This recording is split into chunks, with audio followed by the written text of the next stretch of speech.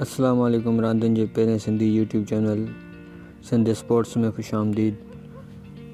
दोस्तो, क्रिकेट में हर ईंदड़ ॾींहुं नवां रिकॉर्ड ठहींदा आहिनि, नवां रिकॉर्ड टुटंदा आहिनि, पर कुझु अहिड़ा रिकॉर्ड हूंदा आहिनि जेके मुनफ़रिद हूंदा आहिनि। अहिड़ा ई रिकॉर्ड अॼु मां तव्हां सां शेयर कंदुसि।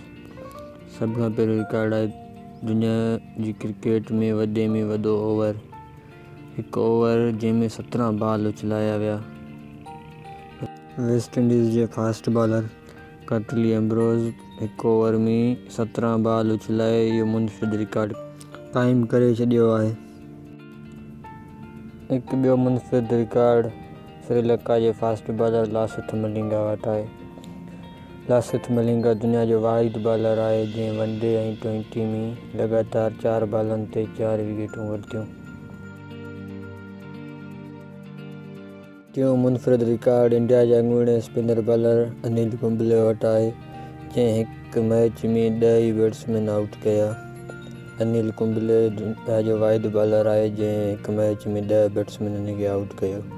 चौथों मुनफ़रिद रिकॉर्ड सचिन तेंदुलकर वटि आहे जंहिं इंटरनेशनल क्रिकेट में 100 सेंचुरियूं मुकमल करे रिकॉर्ड क़ाइमु करे छॾियो आहे। पंजों मुनफ़रिद रिकॉर्ड श्रीलंका जे स्पिनर बॉलर मुरलीधरन वटि आहे जंहिं वनडे, टेस्ट ऐं T20 इंटरनेशनल क्रिकेट में मजमूई तौर ते 1347 विकेटूं वरितियूं आहिनि। उमेद थो कयां अॼु जी वीडियो तव्हांखे पसंदि आई हूंदी। वरी मिलंदासीं कंहिं नई वीडियो सां गॾु।